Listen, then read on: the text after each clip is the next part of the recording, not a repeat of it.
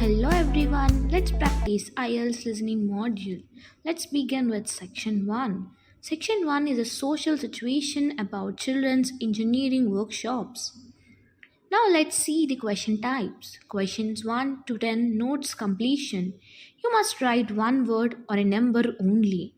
Answers appear in the same order as the audio. The language is simple and factual.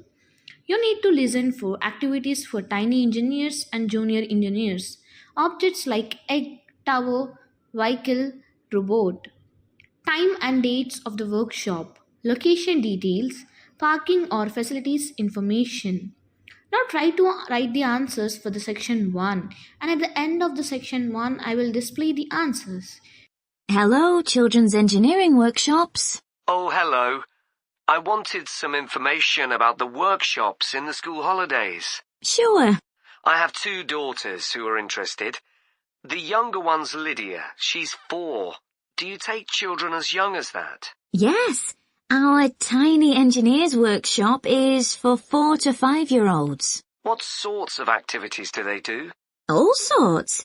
For example, they work together to design a special cover that goes round an egg, so that when it's inside, they can drop it from a height and it doesn't break. Well, sometimes it does break, but that's part of the fun. Right. And Lydia loves building things. Is there any opportunity for her to do that? Well, they have a competition to see who can make the highest tower. You'd be amazed how high they can go. Right. But they're learning all the time as well as having fun. For example, one thing they do is to design and build a car that's attached to a balloon, and the force of the air in that actually powers the car and makes it move along. They go really fast too. Okay, well, all this sounds perfect. Now, Carly, that's my older daughter, has just had her 7th birthday. So presumably she'd be in a different group. Yes, she'd be in the junior engineers. That's for children from 6 to 8. And do they do the same sorts of activities? Some are the same, but a bit more advanced. So they work out how to build model vehicles, things like cars and trucks, but also how to construct animals using the same sorts of material and technique. And then they learn how they can program them and make them move. So they learn a bit of coding. They do. They pick it up really quickly. We're there to help if they need it, but they learn from one another too. Right. And do they have competitions too? Yes. With the junior engineers, it's to use recycled materials like card and wood to build a bridge. And the longest one gets a prize. That sounds fun. I wouldn't mind doing that myself. Then they have something a bit different, which is to think up an idea for a 5-minute movie and then film it, using special animation software. You'd be amazed what they come up with. And of course, that's something they can put on their phone and take home to show all their friends. Exactly. And then they also build a robot in the shape of a human, and they decorate it and program it so that it can move its arms and legs. Perfect.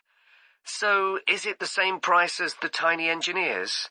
It's just a bit more, £50 for the 5 weeks. And are the classes on a Monday too? They used to be, but we found it didn't give our staff enough time to clear up after the first workshop, so we moved them to Wednesdays. The classes are held in the morning from 10 to 11. Okay, that's better for me actually. And what about the location? Where exactly are the workshops held? They're in building 10A. There's a big sign on the door. You can't miss it. And that's in Fradston Industrial Estate. Sorry? Fradston. That's F-R-A-D-S-T-O-N-E.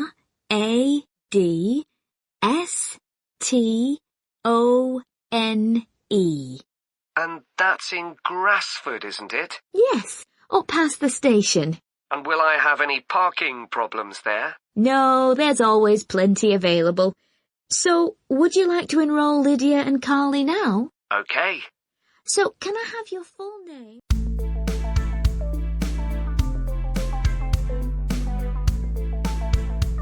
Next, section 2 is a monologue, and the questions types are questions 11 to 14, multiple choice. Choose a correct answer A, B, or C.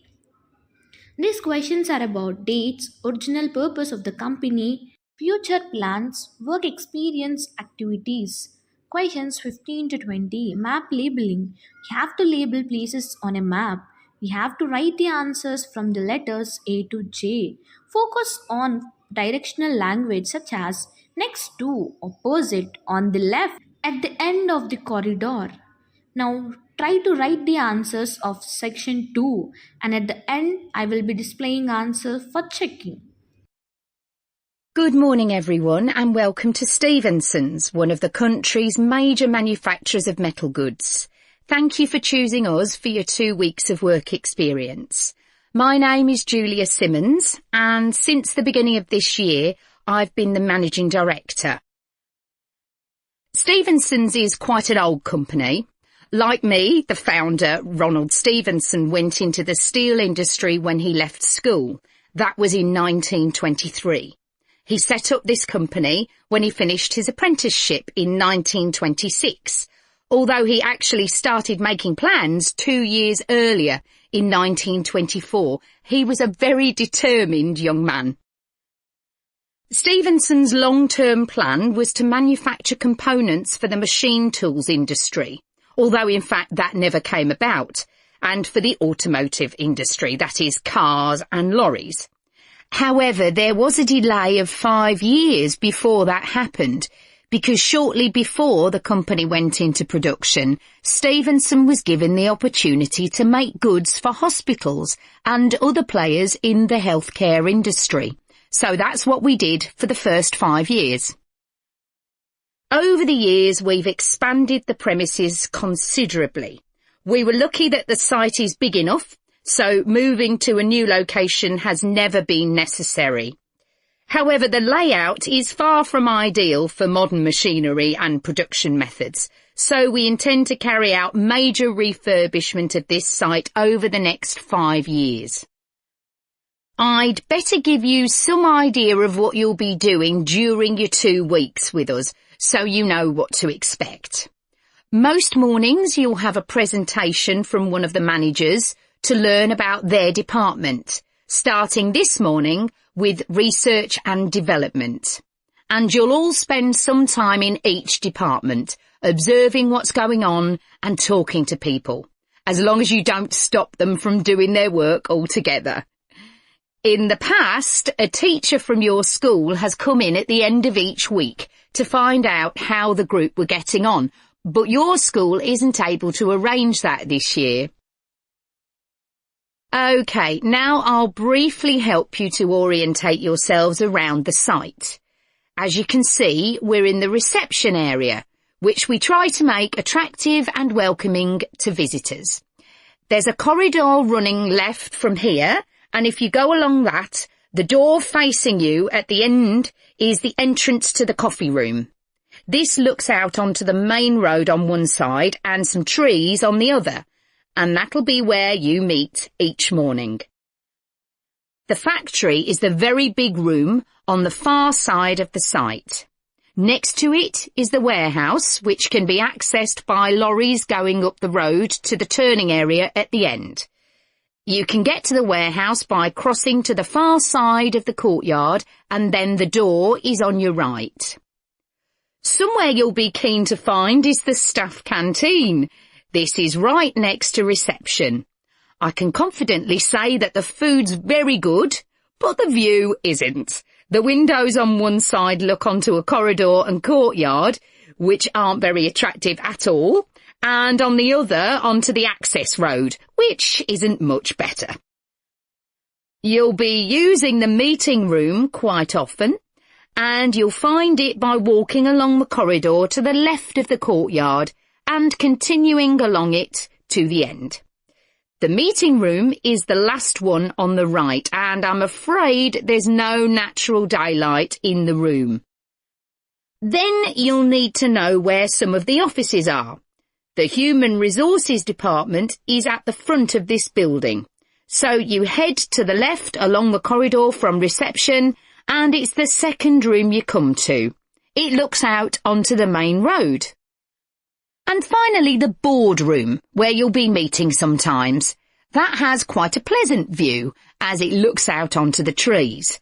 Go along the corridor past the courtyard, right to the end. The boardroom is on the left, next to the factory. OK, now, are there any questions before...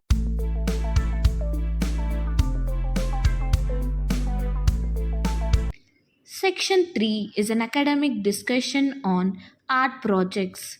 Questions 21 to 22. Multiple choice. We have to choose two correct options. These questions test agreement between the speakers. The next questions 23 to 24. Multiple choice. Here you have to focus on changes the student decide to make.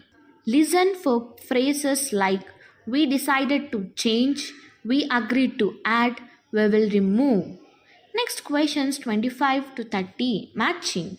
You have to match pictures with personal meanings and you should choose 6 answers from a list.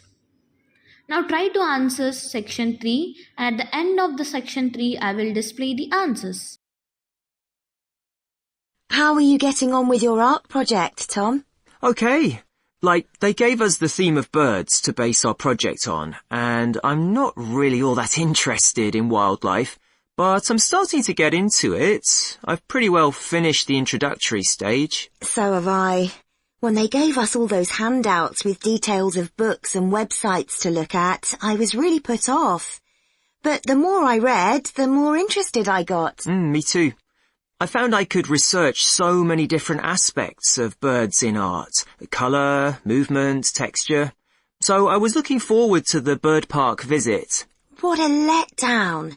It poured with rain and we hardly saw a single bird. Much less use than the trip to the Natural History Museum. Yeah. I liked all the stuff about evolution there. The workshop sessions with Dr. Fletcher were good too, especially the brainstorming sessions. I missed those because I was ill. I wish we could have seen the projects last year's students did. I suppose they want us to do our own thing, not copy. Have you drafted your proposal yet? Yes, but I haven't handed it in. I need to amend some parts. I've realised the notes from my research are almost all just descriptions. I haven't actually evaluated anything, so I'll have to fix that. Oh, I didn't know we had to do that. I'll have to look at that too. Did you do a timeline for the project? Yes, and a mind map. Yeah, so did I. I quite enjoyed that. But it was hard having to explain the basis for my decisions in my action plan. What? You know, give a rationale. I didn't realise we had to do that. OK, I can add it now. And I've done the video diary presentation and worked out what I want my outcome to be in the project. Someone told me it's best not to be too precise about your actual outcome at this stage, so you have more scope to explore your ideas later on. So I'm going to go back to my proposal to make it a bit more vague. Really? OK, I'll change that too then. One part of the project I'm unsure about is where we choose some paintings of birds and say what they mean to us. Like, I chose a painting of a falcon by Landseer. I like it because the bird's standing there with his head turned to one side, but he seems to be staring straight at you. But I can't just say it's a bit scary, can I? You could talk about the possible danger suggested by the bird's look. Oh, OK. There's a picture of a fishhawk by Audubon I like. It's swooping over the water with a fish in its talons, and with great black wings which take up most of the picture. So you could discuss it in relation to predators and food chains? Well, actually, I think I'll concentrate on the impression of rapid motion it gives. Right. Do you know that picture of a kingfisher by Van Gogh? It's perching on a reed growing near a stream. Yes, it's got these beautiful blue and red and black shades. I've actually chosen it because I saw a real kingfisher once when I was little. I was out walking with my grandfather, and I've never forgotten it. Oh, so we can use a personal link? Sure. Okay. There's a portrait called William Wells. I can't remember the artist, but it's a middle-aged man who's just shot a bird. And his expression and the way he's holding the bird in his hand suggests he's not sure about what he's done.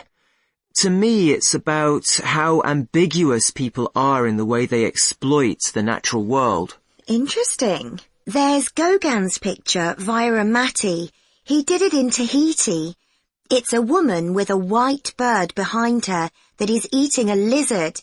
And what I'm interested in is what idea this bird refers to. Apparently, it's a reference to the never-ending cycle of existence. Wow. I chose a portrait of a little boy, Giovanni de' Medici. He's holding a tiny bird in one fist. I like the way he's holding it carefully so he doesn't hurt it. Oh, right.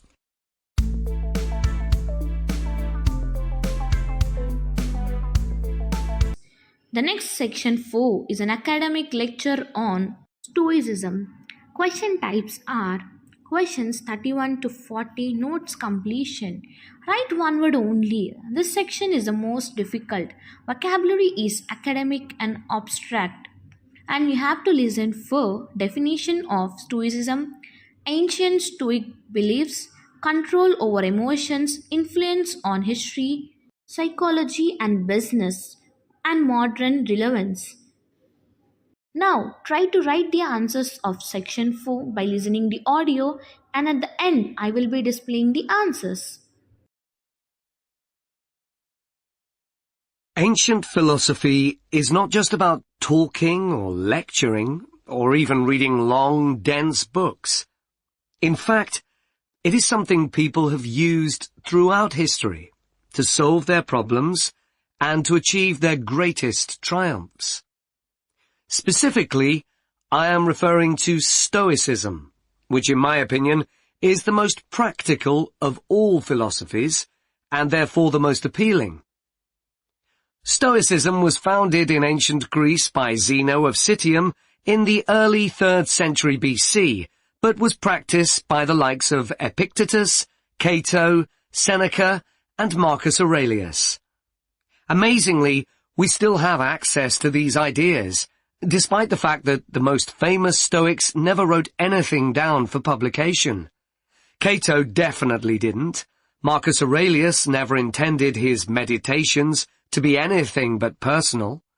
Seneca's letters were, well, letters, and Epictetus's thoughts come to us by way of a note-taking student. Stoic principles were based on the idea that its followers could have an unshakable happiness in this life, and the key to achieving this was virtue. The road to virtue, in turn, lay in understanding that destructive emotions like anger and jealousy are under our conscious control. They don't have to control us, because we can learn to control them. In the words of Epictetus, external events I cannot control, but the choices I make with regard to them I do control. The modern-day philosopher and writer Nassim Nicholas Taleb defines a Stoic as someone who has a different perspective on experiences which most of us would see as wholly negative. A Stoic transforms fear into caution, pain into transformation, mistakes into initiation, and desire into undertaking. Using this definition as a model, we can see that throughout the centuries, Stoicism has been practiced in more recent history by kings, presidents, artists, writers, and entrepreneurs.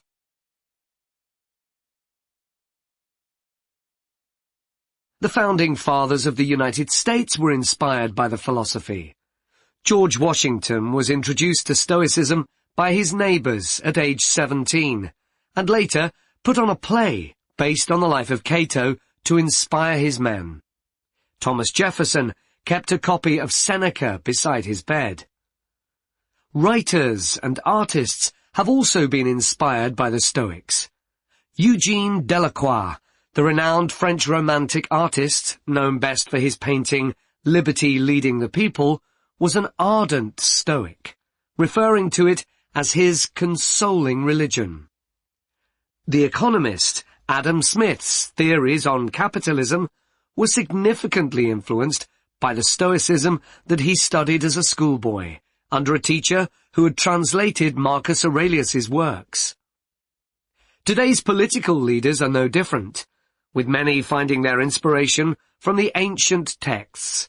Former US President Bill Clinton rereads Marcus Aurelius every single year, and many have compared former President Obama's calm leadership style to that of Cato.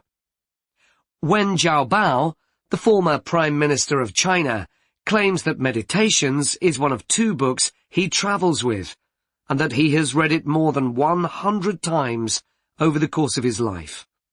Stoicism had a profound influence on Albert Ellis, who invented cognitive behavior therapy, which is used to help people manage their problems by changing the way that they think and behave. It's most commonly used to treat depression.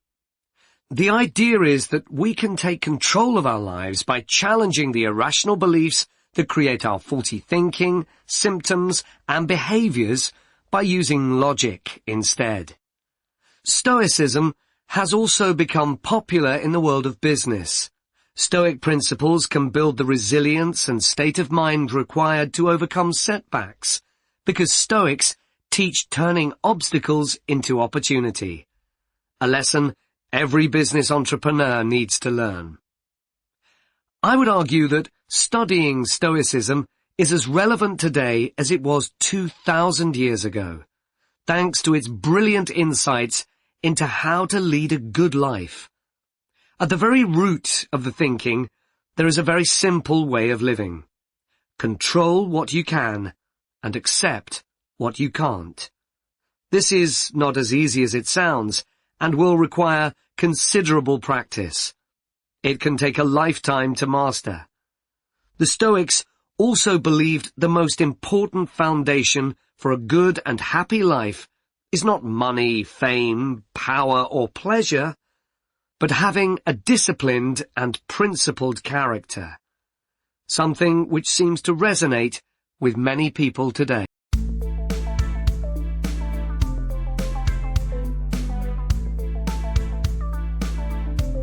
Thanks for watching and follow us for more videos.